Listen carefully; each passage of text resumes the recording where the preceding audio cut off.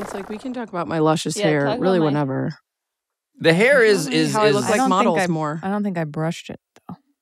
It's all right. It is shiny. Thanks, Pablo. I feel unqualified to compliment a woman's hair on a tape recording. So I already feel like I made a mistake in wading into these waters. Well, Pablo, your hair looks amazing. Thank you. Are you still not washing it? Absolutely. Okay.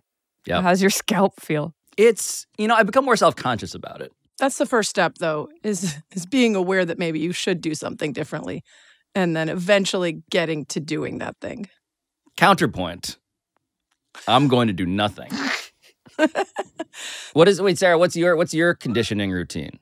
I shampoo every like 2 days and conditioner pretty much every time. I also have like mostly fake hair. I've revealed this on television before. And it is like a very cool kind where you can just take it in and out on a little wire. It's not even like attached to your head. I gotta say, this is news to me. Wash that separately. This part is news to me. Yeah. I didn't know that I'd be finding this out so soon into this episode. Yeah, it's called a halo. I would show you by taking it out, but then I'd have to try to put it back in. And then the rest of the episode, there'd be clips that people are like, what's happening here? But it is precarious. I did go during Pride Fest here in Chicago out till the wee hours at a club, and my one friend wanted to leave, so I decided to encourage her by dancing even more aggressively, which involved whipping my head around, which did then throw the weave onto the dance floor. At that point in the night, I knew that was a real possibility, and I went for it anyway, and she did indeed stay because she saw the sacrifice that I made in order to keep her. But yeah, I wash that separately. I do that like every month or so because it's not, connected. It doesn't get dirty, but I need to still condition it for lushness and shine. Wait, just the origin, though, of whose hair that once was? I don't know, Pablo. And you know what's weird about it is one of my only things I get creeped out by is other people's hair touching me.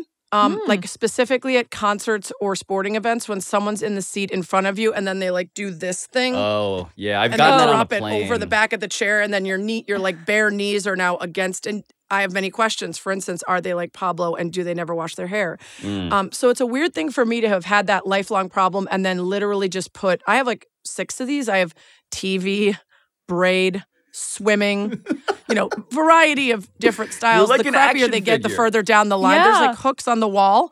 Right far hook is nicest TV. And then they move down the hooks as they get progressively crappier. And then eventually I have to buy a new one and start moving them again. But I don't know whose hair any of them are. And indeed, it is creepy. This, some of this is mine. Some of this is just somebody else's hair. Which one did you grab off the hair rack for today's proceedings? This is TV. Since I'm not on TV regularly anymore, you qualify as the highest level of quality hair required. Stop it. This is the pinnacle of media right now, Sarah. That's right. This is the mountaintop. What I heard is, Welcome. I believe, the Big Lead Best Podcast of the Year. That's right. Hell the yeah. follicular peak of sports media is right here. That's right. And whoever is responsible... I'm bringing you only my best hair. Whoever is takes. responsible for Sarah Spain's hair, thank you for your sacrifice. Yes, thank you. To some girl who's probably 7 and cuts her hair every 3 months and it keeps growing like this, that little bitch. It looks beautiful.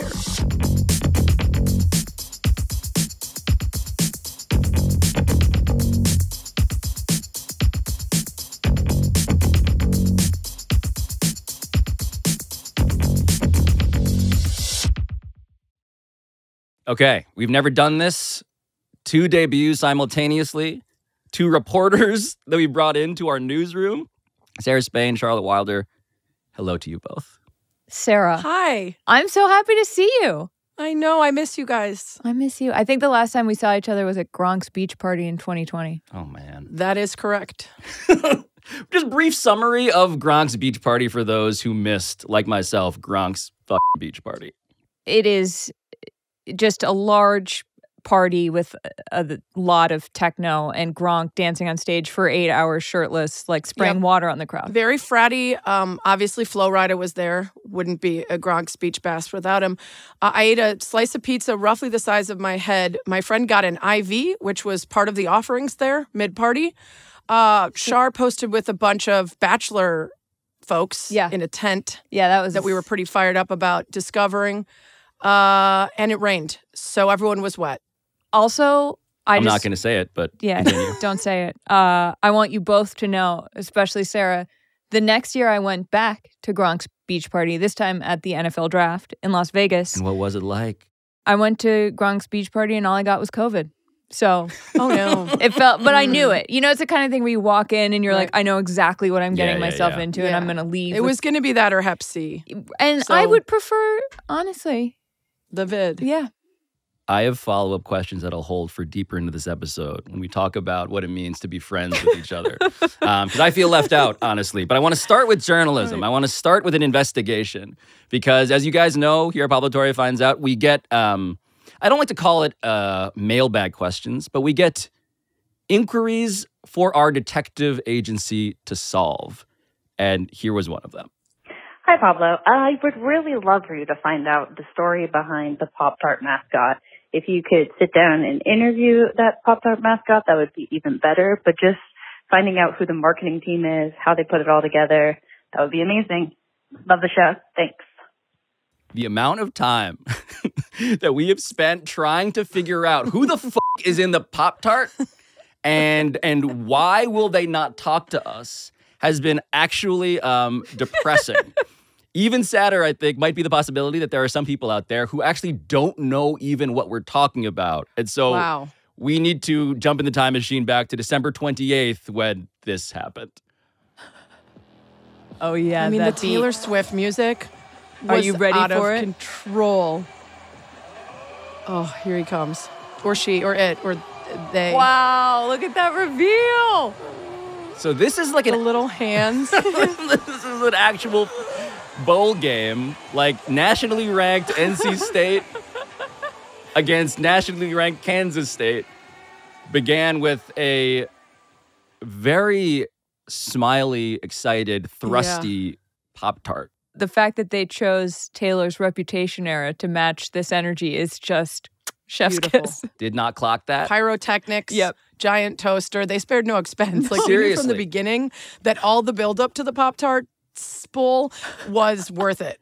I am one of those people that you could stick googly eyes on a fork and call it Frank and take me on a journey, and I will be in tears within minutes. And that is not a joke. You could anthropomorphize literally anything, and I will root for it, cry over it. Sarah, when I saw that there was a mascot being eaten, I was not excited. I was worried. You were empathizing with the Pop-Tart. You're like what you were. First off, I like that Sarah Spain is one of those little animals that, in order to like recreate what it's like for them to be fed by their parent, just has like a sock puppet, like a poorly designed sock puppet, like feeding crumbs into Sarah Spain's mouth.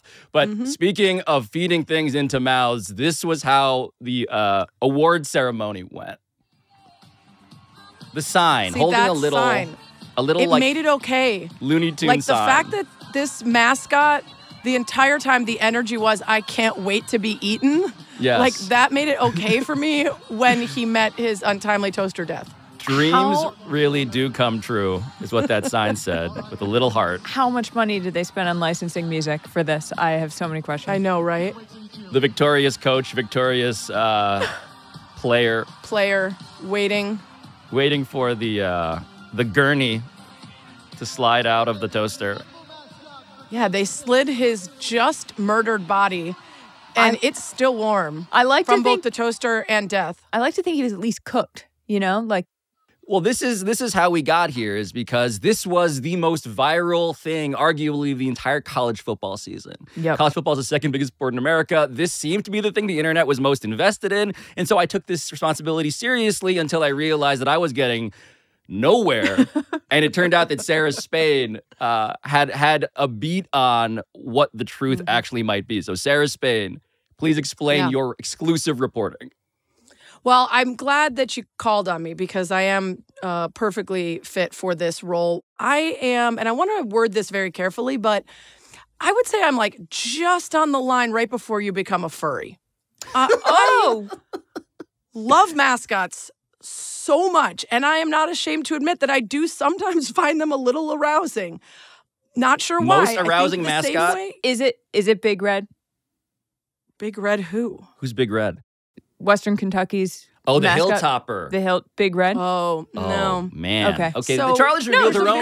Go on. Totally Let's normal. move on. Let's kink. move on. Yeah, there's like a very particular set of qualities. It can't actually be too human-like. It can't actually be like muscular. I don't want like a man thing. Like the Chicago Sky mascot is this like sky guy, and he's got like abs, and he's like part man, part rocket or something. Like Bolt no, it Man needs with to the be a full Chargers. animal. Too much man. The Purdue guy? Yeah. Mm-mm. Right. No, Purdue thank you. Pete. Yeah, also too much man. To be fair, now it feels a little like it's inching toward bestiality too, because I said it had to be full animal. This is a no judgment zone. I mean, remember, like we've all been attracted to cartoons, like when that like Fox Robin Hood guy. Oh my God. Everybody was into that. We can all agree right? that fox was up to some stuff. That hot fox. Yeah. Also, the Goofy movie, the son in the Goofy movie. Oh. Whoa. No? I need to dip into that. Anyone else? Yeah. I do. Okay. Sarah, I want you to know, though, that you couldn't be speaking to. I'm honored to be on here with you as a fellow mascot enthusiast and someone who took a picture of a leek the other day that I was cooking and then drew eyes and a mouth on it because the roots Yes. look like hair. So. We're own kind of sickos. Yeah. I don't know what it is, but we have our own special. Yeah. Fantasia, for the record, for me, made me feel a lot of feelings that I've never unfelt. Really? There are just some Was scenes it for in the there. broom? I really shouldn't continue. Anyway, the point is, I am uniquely qualified to embark on this investigation. And let's just say I heard from multiple sources that the person inside the tart was, in fact, someone I knew. Someone I had met before. Wow. Someone I had admired and potentially lusted after. When he was dressed as none other than Benny the Bull.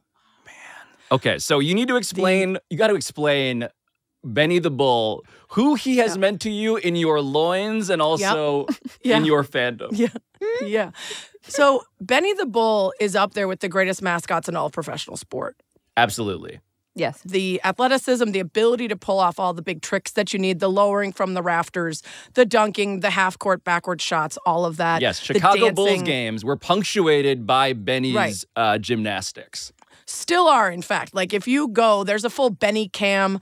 Everyone stops watching or doing whatever they're doing, and they're ready to see Benny do a variety of things, one of which is carrying the world's most giant bag of popcorn, pretending to look for his seat, tripping and spilling it all over the entire section. People go wild for it. They embrace having A hot classic. popcorn dropped into their laps and purses.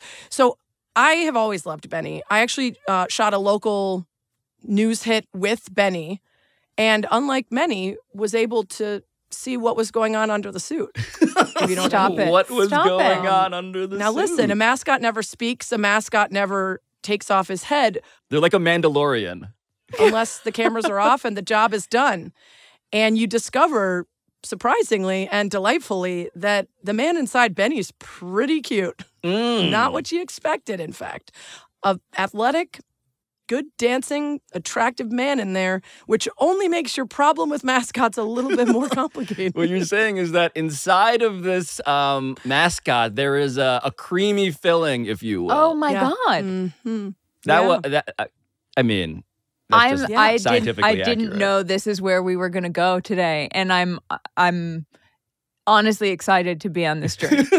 Yeah. Well, because sometimes when you think about mascots too long and how much you're touching and hugging them, or let's say like at a haunted house when someone gets to jump out and scare you, but then they hold you for too long, and then you think somebody's in there choosing to hold on to me and whatever parts they first grabbed for this long. Right. And you don't want to think about who's in there. No. You want to assume they all look like the guy that's inside Benny, and then you're like, hold me closer. Anyway, the point is,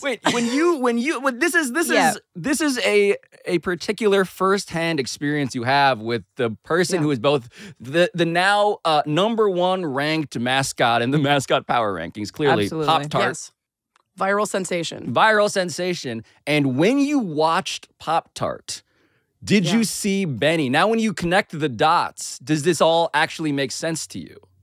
Well, so I didn't see it at the time. I was too enthralled with the tart to think about anybody else. I was a one tart woman for the entire game, Can even I after his death. Can I ask you a question? Were you attracted to the tart?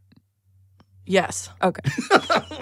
Sorry, I just wanted to be really sure. the 'cause legs, and also just to complicate things further, his little hands and the way they poked out only really at the elbow length reminded me of raccoons. And I also love raccoons, not sexually, but I love their little hands. And when he came out and did the like, ding, with the spirit fingers, like with the little hands, I was just like, I love this thing, they. Yeah.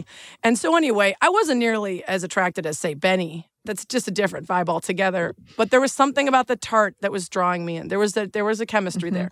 So after the fact, when I find out via the first source, someone who knows both Barry, which is his name. Wait. Yeah, Benny the Bull's real name is Barry? Was. This is not the current Benny. Okay. This Benny left a couple years ago to be replaced by someone who's doing a fine job, but honestly, it ain't the same. So Barry was inside Benny, no longer. Now Barry was the tart. Now, somebody who knew Barry and me posted something alluding to the fact that we might recognize some of the Pop-Tarts moves due to the Benny connection. Wow. I immediately needed to know more. So I went to a couple sources.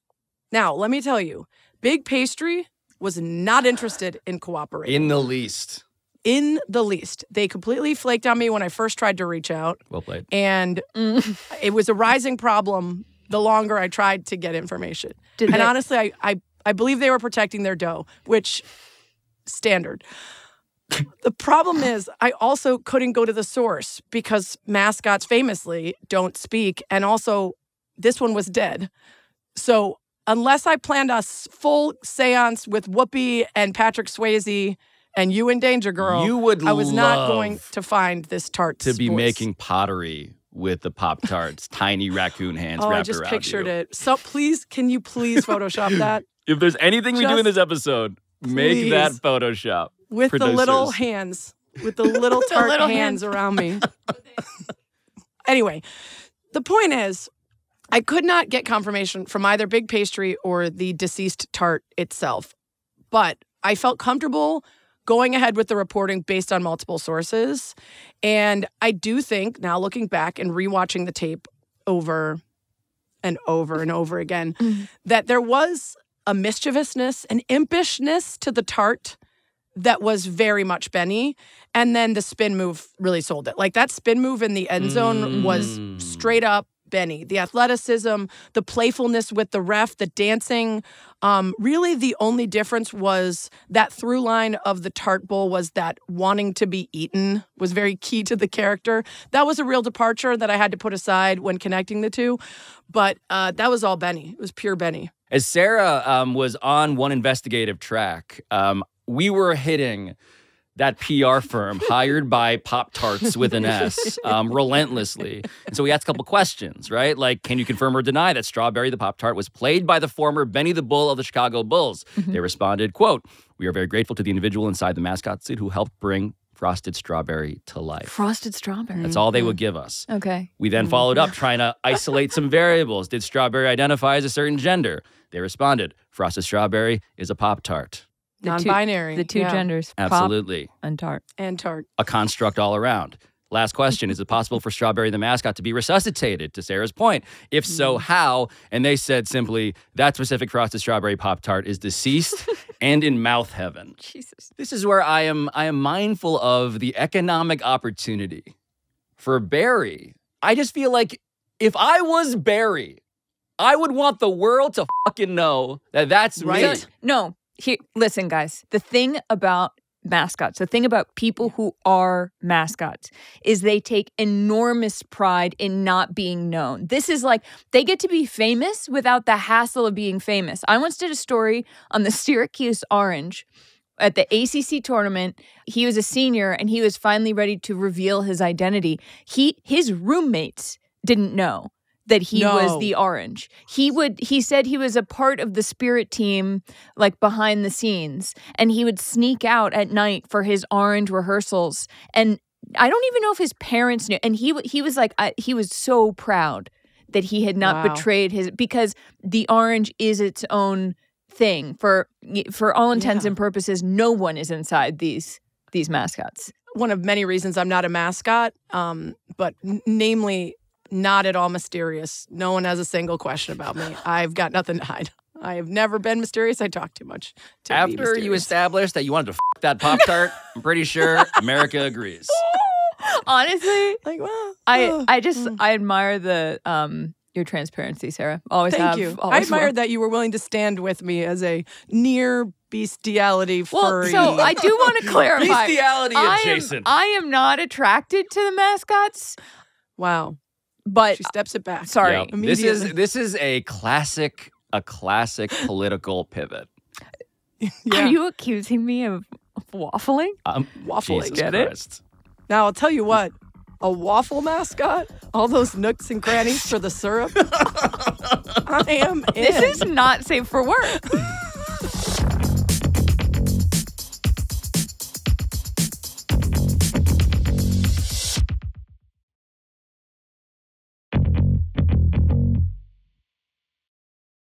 All right, so I did not expect this all to be this horny, quite frankly, but I'll roll with it. Charlotte, what did you bring us? We're here to talk about the Stanley Thirst Quencher 5000 Mega Ooh. Max Quench Machine Tumbler. That's how I was feeling trying to get you guys off of your horniness. Where is the thirst has been quencher quenched. 5000? Oh, yeah. So, okay, the thirsting. Yeah, so this is right. This is perfectly Perfect. aligned. These are essentially thirst traps, these Stanley mugs. She's good. She's good. This is never gonna end. So saw an article about the Stanley craze, the Stanley Cup craze. You're going a long way to not say Stanley Cup.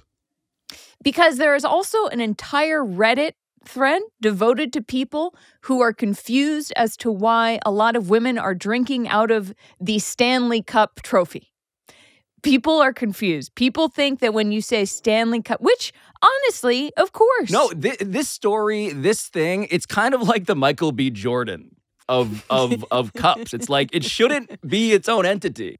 I have no idea what the story is about. I just know that this is everywhere also omnipresent on the internet. If you are not familiar Please. with this tumbler, this is a large tumbler. It comes in, I believe, 30 ounces, 40 ounces. They have a 64-ounce one, which is just entirely too large for one. I think it weighs like 2 pounds.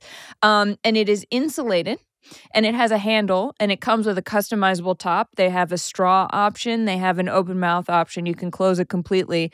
It fits in a car cup holder.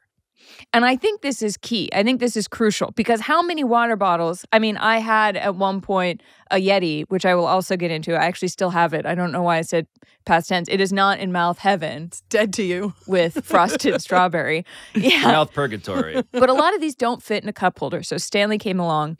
But this was not originally a viral product. It has gone viral. I'm sure, I bet a bunch of you have seen the video. That's Pablo, my only exposure to this is watching. What was it? It was that fire. It was like a woman's car caught on fire, and after the fire, she goes into the car. The Stanley Cup is in the cup holder. She takes it out, opens it up, and there is still ice inside. Everybody's so concerned about if the And the cup's like almost untouched. Looks pretty good. It's impervious to fire. Ready? Check that. I love that part. was in a fire yesterday. It still has ice in it. Hear that? That's ridiculous. That woman is owed millions by Stanley. Well, they did offer to buy her a new car. Oh, nice. I believe. Never let a tragedy go to marketing waste. Exactly. That's But- what I but always It's all say. content, Pablo. But this is Content brain. But is that where it starts? Where does this all? No, this started. Stanley is a heritage brand. Stanley is like Abercrombie and Fitch. How Abercrombie and Fitch was like in the 1910s. They sold hunting gear. Stanley has sold camping gear forever. If you've camped, you might have used their little cookware sets, or they've had sort of tumblers or I guess thermoses they used to be called. They introduced this product. They've had it for a little while. It's not doing great, so they decide not to restock it. Little does Stanley know that there is a blog. 3 women have this blog called The Buy Guide. I think they started it in 2017, and they've been linking to the Stanley Flow State Thirst Quencher 5000 Mega Max Million water bottle since the beginning, and every time it sells out. And there are these women. There's Ashley Lasser from California, Taylor Cannon from New York, and Lindley Hutchinson from Utah. How are we spelling Ashley? Ashlee. Of course we are. And Lindley. Of course we are. With no Yeah. S. Yeah. If you had asked me which state Lindley came from, it's Utah. and nowhere else. I wouldn't give you a second answer. And Utah factors into this story because these women, they're promoting this. They have, all of a sudden, Stanley stopped selling them and they're like, well, what are we going to do? So they go to Stanley and they say, hey, if you let us sell these, we promise that they will sell out. Ashley, I believe, said, we promise you it will sell. We will introduce this cup to an army of other influencers on Instagram, and it will blow your mind what women selling to women looks like. So Stanley is initially a little bit like, we're sitting down with these blogger women. Okay, so they end up having a meeting with them. The buy guide women come away with 5,000 thirst quencher 5,000s from Stanley that they only have to buy the product, but they have to pay for the warehouse, the shipping, everything else. They sell it through their site. These things absolutely sell out. So they meet with Stanley and they say, if you keep producing them, we will sell them and give us a revenue share of the affiliate links because these are gonna sell out.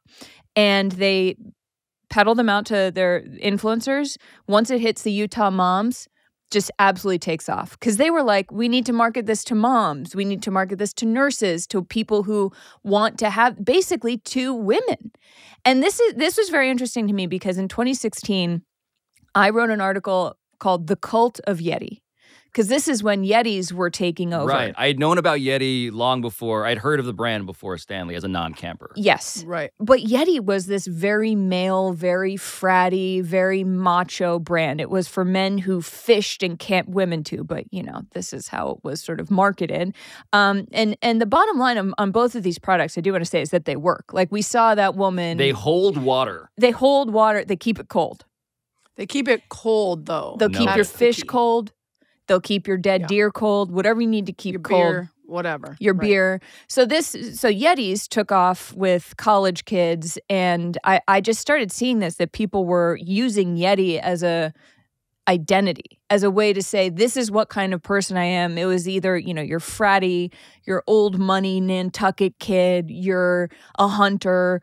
And there was also this dark underside of it where they had they had something called Yeti butts where women would sit in very skimpy bikinis on the Yeti. In this case, a well-lit underside. Is this a cooler at this point? Yes, or this is a cooler. This is a cooler. Okay, just confirming. Sorry, true. Good point. They'd sit on the cooler. Because again, I wanted to know which mouth attachment we were working with. Oh my God. This is a horny episode. So they're sitting on the cooler and take pictures from behind so you can see their butt on the cooler. But sometimes they would have like machine guns propped up against it. They would often be draped in an American flag. Yeah. Yep.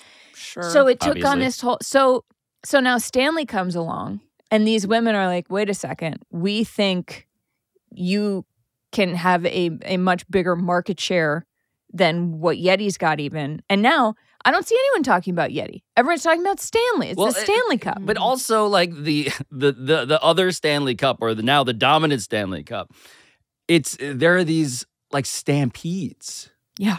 Mm-hmm. Like they can't stock it enough, right? Like Target. Well, they created that. That's part of the magic. So a couple weeks ago, I posted about this after I saw a young girl crying over her pink Stanley for Christmas. And I was like, what's happening? Like, someone explained to me how we've gotten to 8-year-olds crying over a water bottle. Like, what's the deal? People sent me all the content. And one of the things was they did basically the shoe drop form for water bottles. Yes. They went with like scarcity. sneakers. They said, we're only going to make X number of this color, this collab, this kind.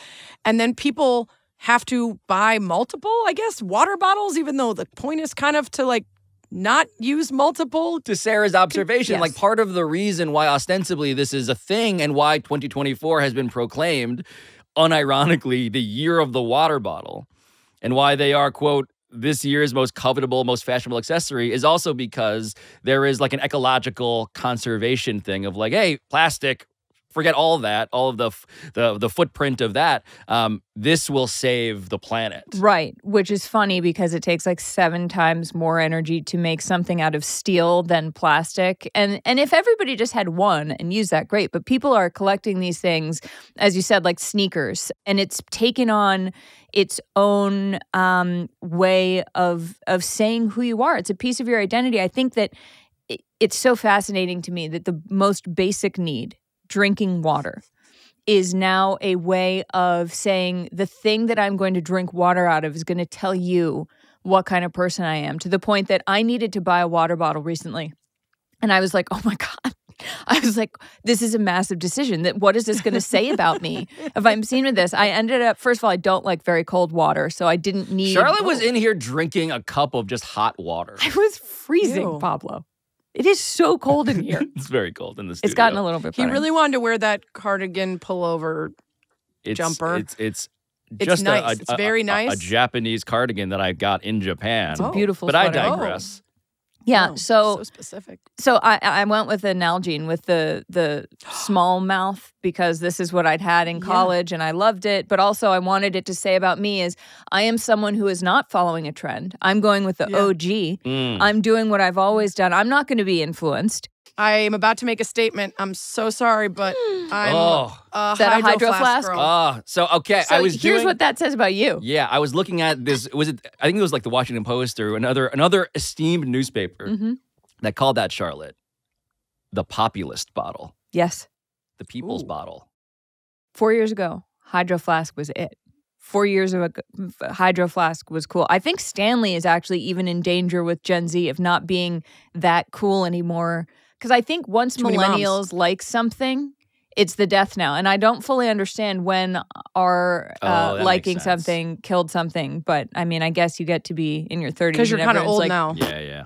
It feels like everything I get sent promotionally is in water bottle form. So I have witnessed the evolution. Not only do I have multiple branded Yetis that were sent to me when Yeti was the thing, including 2 coolers from various brands, but then I started getting, this is from the World Surf League. Then I started getting Hydro Flask sent to me. And this one just stuck because Hydro Flask keeps your water colder than anything I've ever used before. It's simple. It fits in my water. Why is this becoming a sponsor? Because people become evangelists for the water bottle that works. They're like, this actually works. It always tastes better. It's always colder. It's always crisper. It fits in everything. It fits at in a spin bike. It fits in a car. Anyway, the point is, then I went Nalgene because I went to the Grand Canyon and it has the screw-off top that's connected to the bottom. So you can screw it through the side of a backpack and you can travel with it without needing its own space inside a bag. It can be connected to any bag you're already carrying. So now I have 2 distinct identities. Home Sarah, I'm Hydro Flask all the way. Travel Sarah is old school Nalgene with 4 Seasons Grand Canyon guides on it, which is very crunchy, very char actually. Thank you. Well, yeah. You are Nalgene. Yeah, I thank you. contend that both I of you take that as a guys- compliment. I mean it as one. I contend that both of you guys have one identity, and that is water bottle shill. What are we doing? What are we doing here? There is nothing. We're not drinking out of easier to plastic invent bottles, Pablo. Let's than just start thing with that. To hold water, and the differences. Like even when I was collecting Pogs, Pogs. When I was collecting Pogs, I had a Sick, collection, by the way. right? And at least they did me the courtesy of pretending like there was something super like art. I'm collecting bits of art. You guys are just collecting like colors and vaguely different shapes. The fact that you're surprised at this point that anything can be commodified is what's most shocking to me. Like the idea that we would turn drinking water into something that makes people money is the least surprising news ever. It feels just like the last bastion of something to be commodified is the most basic thing that all of us need from time immemorial. Yes. That'll be breathing, which I think aren't people like taping their mouths shut when they there's sleep? a Pure Mist machine. You can breathe through a straw. I do think you're right, Pablo. I think this is also an example of how influencer marketing has now just touched absolutely everything. These are selling out because people that other people follow tell them to buy them, and they buy them. There was one article with a quote that I did reluctantly relate to, which is that there's a 26-year-old anonymous who said after she was accosted by the reporter on her way to grab dinner about her Hydro Flask nuclear energy 5 million. I've gotten like 5 comments on it today. People don't usually stop you for your water bottle. And it reminds me of when you look up any product that you're contemplating buying. A lot of the feedback is like, I got so many compliments on this. And it's just people testifying to other people having said nice things to them in real life. And that's what really we're all looking for. What's the thing that's going to get someone to ask, hey, where's that cardigan from that you're wearing? Japan. Thanks for asking. Japan. You're welcome.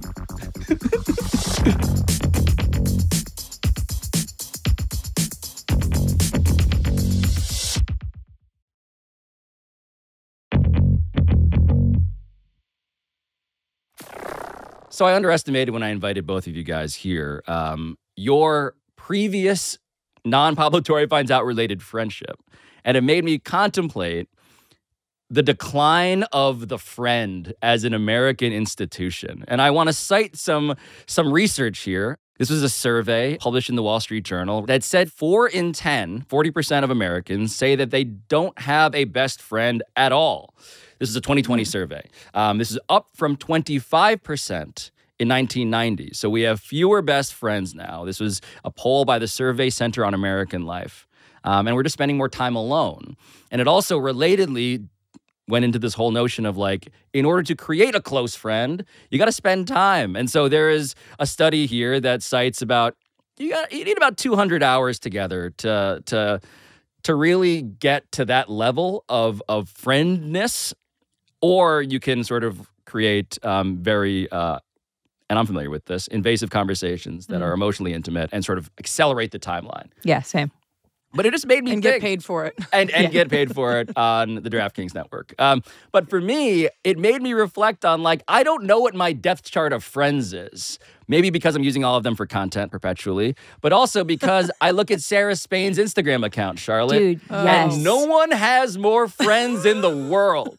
She goes on these trips for people who don't know her, and you should follow her on all her social media accounts, unless you're a real creep or you are into the kind of creep that she is, as previously established. But a mascot. A mascot. Unless you're Barry. Barry? Yes. But it's a thing where, like, you go to see who's tagged on a photo, and it's like so many names that you can't tell what any of them say. Yeah. That's Sarah living a social life unlike anybody else that I know really in my life. So Sarah, where are you on the friendship curve at this point? I think we were just talking about collecting water bottles. I literally collect friends. Like when my husband and I got married, it was part of our like speech to the guests was that having everyone in the audience and in the crowd for our wedding was like proof of like the thing that we valued and cared about the most. And like when I met my husband, we didn't get married for 7 years, which is a long time for most people. But in that 7 years, Shout out to Brad. Hey, Brad. Shout out to Brad. We went to 58 weddings, I think. Oh my God. Oh my God.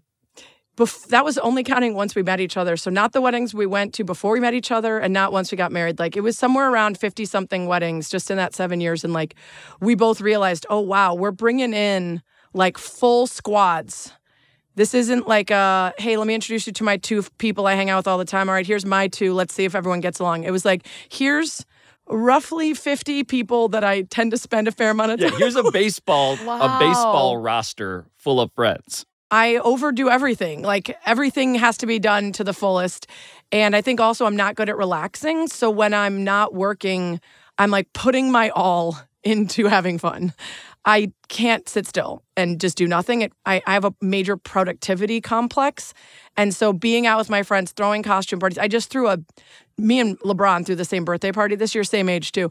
And I had like 55 people in full disco wear on roller skates, in a lot of them in their 40s, like for a birthday that's not even like a big one. Right. A Gronk beach party for you, in other words, is like a relaxing Sunday. Like that is not high on the list of costume-driven events that you have thrown. I guess I'm an introvert is what I'm saying. Yeah, clearly. But I'm starting to realize. There's this other wrinkle in this, Charlotte, right? So there is the vastness of one social network, and Sarah is one end of the spectrum, which I love and appreciate, and I'm honestly horrified by. But also, a lot of people are. So many people. But on the other side of the spectrum, there are people for whom there is a best friend. I don't know the idea of like, who's your best friend? Do you have an answer? Yeah. Shout out to Hillary. What does a best friend mean to you, and why is it that people are having fewer of them according to this research? I mean, I think the pandemic changed a lot. It certainly did for me. I think, it's actually, I think we're the two perfect people to have on to talk about this because I'm on the far other side of the spectrum. I think that I feel recently, the people that I hung out with the most before the pandemic left New York, and I'm still here. And so they're sort of scattered. So I feel like I have family here, and I'm very close with my family and extended family in a way that feels like if I'm not working, that's who I'm spending time with, or a select few people who feel like family. And I don't know whether it's, I used to be much more social, and I used to be much more like you, Sarah. Like I'd want to go out, I need to be doing so, and I think I've become a little more insular lately. But I think part of that is the pandemic changed a lot of habits. I also think it's getting older. And I really admire you, Sarah, that you can keep that many friends. And you're also a glue person, right? Like I think there are people who are glue people, and then there are people like me, like invite me to the dinner. I'd love to go, but I'm not going to plan it. Like my husband and I got married in September, and there were 10 people there. We were like, our style is we don't normally throw big things anyway. So for us, the sort of least stressful, most intimate, sort of beautiful way for us to do it was very small. I want to know, because I'm thinking about who my best friend is, and like maybe it's my friend Pietro from high school, my friend Jaime from high school I went to college with, or my friend Russ, who I spend most time with in real time now outside of the work context. And I'm like, I don't actually know like who would get the championship belt of my best friend, which is a strange thing that I'm now sort of self-conscious about. But Sarah, amid all of that vastness, do you have someone that is number one with a bullet? Yeah, it's funny you said that because it has changed. And that's why I think it's okay for you to say, like, in high school, this was my best friend. Mm-hmm. In college, this was my best friend. I have a best friend when I lived in LA for 6 years who I still hang out with all the time. She's not my best friend now. I don't see her enough. We don't know enough about the daily intricacies of our lives. So now I have 4 best friends. Oh, God. My husband, Brad, and then Kylie, Kara, and Leah, who are the ones in all my photos that people meet them when I bring them to events. And they're like, I feel like I know you already. Gronk's beach party? Yeah, you met 2 of them. I know Sarah's friend. Like the 3 of them, the 4 of us we're almost always together. And if we don't see each other, we have a Marco Polo thread where we're talking to each other almost every day. Like if we don't talk to each other for a day, we're like, we feel estranged. What did everyone have for lunch? Like it's an aggressive familiarity that we really love. I'm so bad at aggressive familiarity in that way, in terms of just like updating, like, hey, in case you wanted to know, here's where I am, where I am in the world or mentally. Like for me, like bestness also means a privilege that I enjoy, which is we're good, right? Yes. We're good. I get extremely stressed out. But you can do that too. I get very stressed out in friendships that are that communicative, because I'm always like, oh my God, if they text me. Like when I take my phone out and I don't have anything on it, I'm like, thank God. Like I have relief. And for me, like my relationship with my best friend is, we don't live in the same place anymore, but she's, since we were 5 years old, we've been best friends and been in every aspect of each other's life. So it's sort of, there's a unspokenness of like, I can text her right now with something very intimate or something very banal, having not spoken in a week, and it'll be like, yeah, cool. It raises this question of like, what are we here for when it comes to friendships? What do we get from it? And so there's a related story I wanted to bring into this conversation. I've been doing all of this reading. This is from The Guardian, and it's about the buddy boost, and it's about accountability partners, right? Like, so what do we want from best friends? Charlotte mentioned there is a certain ability to go to someone when you're in either need or you just want someone you can trust, a confidant. There are also people for whom friendships, buddies, are a practical concern. They want to be, in this article's parlance, healthy, happy, and more successful. And so there are accountability partners. And there is one particular accountability partner that this article mentions, who happens to be the new Speaker of the House, the just perfectly named Mike Johnson. And I his remember accountability this. Bringing partner, it full circle on the horny front. his accountability partner. Wow. I thought we left the horniness behind, but we are very much right back in it. We're getting into it in ways that only Mike Johnson's teenage son can fully appreciate. So Covenant Eyes is the software that we've been using a long time in our household. I first learned about it at I think a Promise Keepers event in the early 2000s. I think it was developed in about the year 2000. But it's the largest accountability software that there is. When your kids become teenagers, especially if you have boys, dads, they're talking to the guys at this event, you might want to think about doing this with your sons. And so we've been doing that. And so what it does real simply is it has an algorithm and software. It's way above my head how it works, but it scans, you obviously opt into it, but it scans all the activity on your phone or your devices, your laptop, tablet, what have you. We do all of it. And then it sends a report to your accountability partner. So my accountability partner right now is Jack, my son, right? And so he's 17. So he and I get a report of all the things that are on our phones or all of our devices once a week. If anything objectionable comes up, your accountability partner gets an immediate notice. I'm proud to tell you my son he's got a clean slate, all right? Yeah. But we get a report and it says, hey, no activity of concern, and it's really, really sensitive. It'll pick up almost anything. It looks for keywords, search terms, and also images, and it will send your accountability partner a blurred picture of the image. It's called a burner phone, dude. Yeah. Symbol fix. So use your friend's phone for your porn. A remarkable thing to be like, hey, son, gross. You and me, we're going to know everything right. that we are watching. You get a ding on your phone and you're like, son, are you actively jerking off? Just wanted to call you real quick. Sorry to interrupt. Son, I saw you search the hashtag Yeti butts. Is everything okay? You've been Googling. Yeah, Dad, just wanted to look at some guns. All right, we're good. Yeah, seriously. Oh, yeah, beautiful. You've been Googling a lot of Benny the Bull spin moves. What's up? I am never living this down.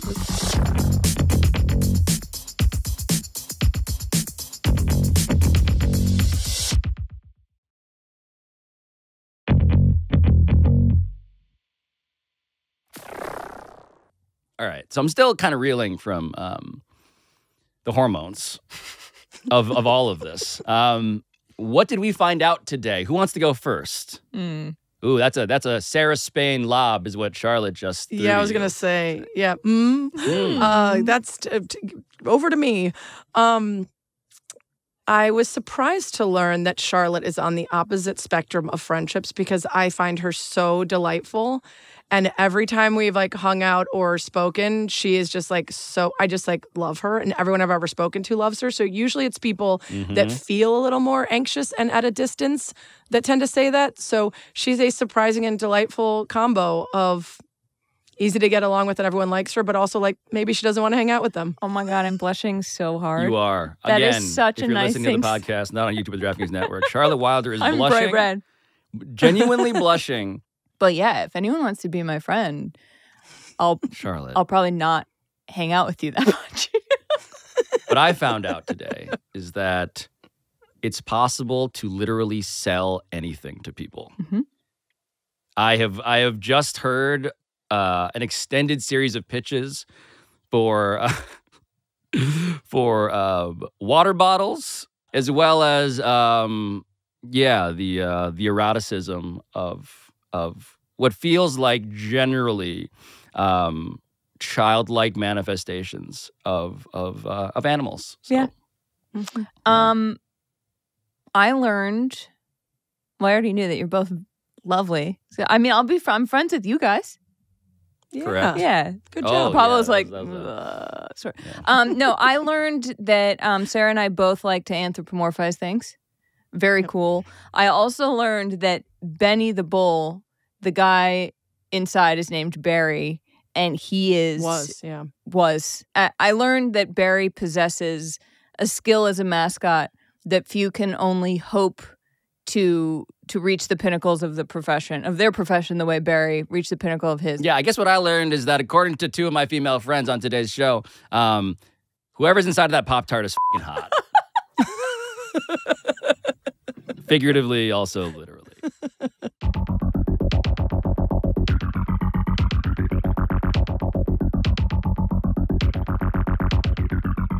This has been Pablo Torre Finds Out, a Meadowlark Media production. And I'll talk to you next time.